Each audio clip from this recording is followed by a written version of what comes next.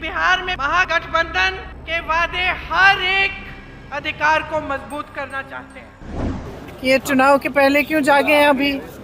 20 साल से किसकी सरकार थी? 20 सालों से क्या किया महिलाओं के लिए? प्रियंका गांधी आज मोतिहारी में जनसभा को संबोधित कर रही थी। प्रियंका के भाषण में एक तरह का स्पार्क था। उनके मंच पर आने और भाषण की भावभंगिमा गरिमापूर्ण थी। उन्होंने इस सवाल पर जोर दिया कि भाजपा के लोग पूछते हैं कि 70 साल में कांग्रेस ने क्या दिया। प्रियंका ने जवाब दिया कि पूरा शिक्षा का इंफ्रास्ट्रक्चर बनाया। लोग तरक्की करने लगे, पढ़ने लगे और यहाँ के तेजस्वी लोग कंपटीशन और उच्च शिक्षा में अच्छा करने लगे। प्रियंका ने समझाने की कोशिश की कि जो कुछ बना कांग्रेसी शासनकाल में बना। आज क्या दे रहे हैं? उन्होंने कहा कि हिमाचल में उनका घर बन रहा है और वहाँ जो मजदूर काम कर रहे थे, कहाँ के थे? जनता के बीच से आवाज आई कि वह बिहार के मजदूर थे। केरल में, दिल्ली में निर्माण के कामों में बिहार के मजदूर होते हैं। इन्होंने क्या दिया? इन्होंने केवल पलायन दिया। लोग बाहर जाकर मजदूरी करने के लिए मजबूर हैं।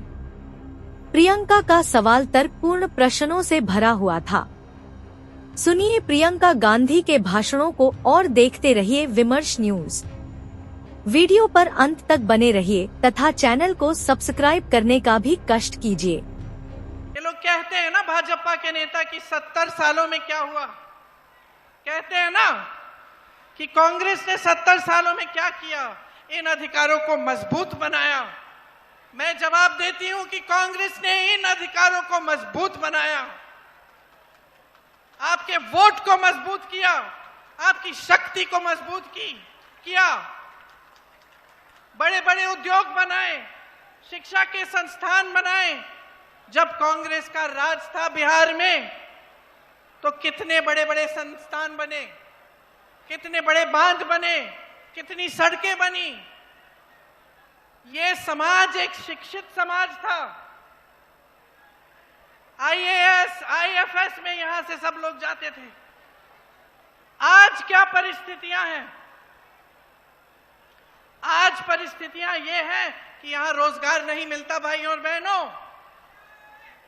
मैं देश भर में घूमती हूं। हिमाचल प्रदेश में मेरा घर बन रहा था। मजदूर कहां के थे? मजदूर कहां के थे बताओ? दिल्ली में जितनी भी इमारतें बनती हैं, मजदूर कहां के हैं? साउथ में मैं केरल से आई हूं।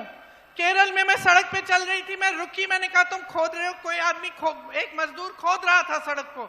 मैंने कहा भाई कहां के हो? कहां का था बताओ? सारी की सारी जनता पलायन करके बाहर जा रही है।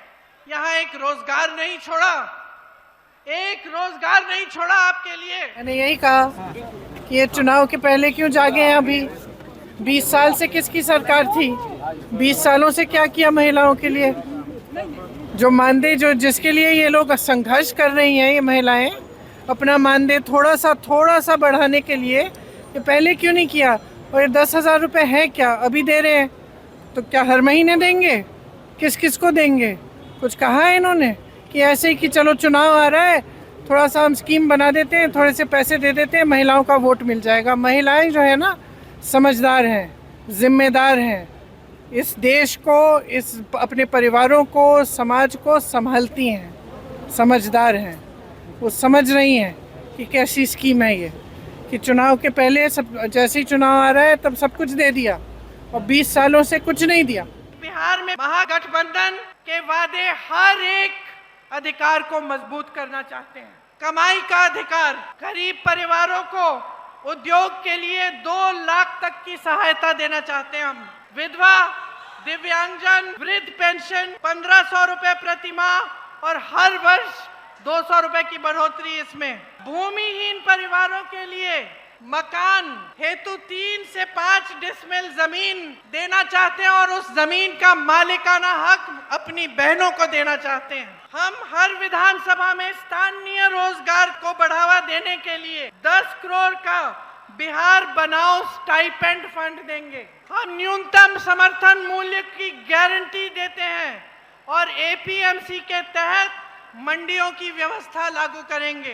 लाखों सरकारी पदों पर नियुक्तियां हैं, उनमें बिहार वासियों के लिए हम विशेष आरक्षण रखेंगे। मनरेगा में 300 रुपए प्रतिदिन मजदूरी और काम के दिन 2 गुने मजदूरी। 200 यूनिट बिजली हम मुफ्त में देना चाहते हैं, फ्री बिजली मिलेगी आपको। माई बहन योजना में जैसे मैंने कहा 2500 रुपए प्रति माह सीधे आपके खाते में जाएंगे। कांग्रेस ने राजस्थान में एक स्कीम लागू की थी जब हमारी सरकार थी, 25 लाख रुपए तक आपका जितनी भी स्वास्थ्य की सुविधाएं हैं वो मुफ्त में मिल रही थी। तो जब मैं राजस्थान गई वहां पे मुझे हार्ट ऑपरेशन के पेशेंट मिले, लिवर ट्रांसप्लांट के पेशेंट मिले, सारा मुफ्त में किया गया था। वही स्कीम हम बिहार में लागू करना चाहते हैं। बहनों सुन लो, खोखली बात नहीं है, करके दिखाया है हमने।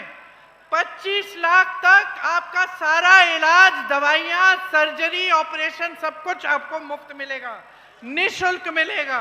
मैंने पेपर लीक की बात की, इसके बजाय जो आवासीय अंग्रेजी मॉडल के विद्यालय हैं वो हम लगाना चाहते हैं आपके बच्चों के लिए। हम चाहते हैं कि उस डिग्री को आप 3 साल में खत्म करो।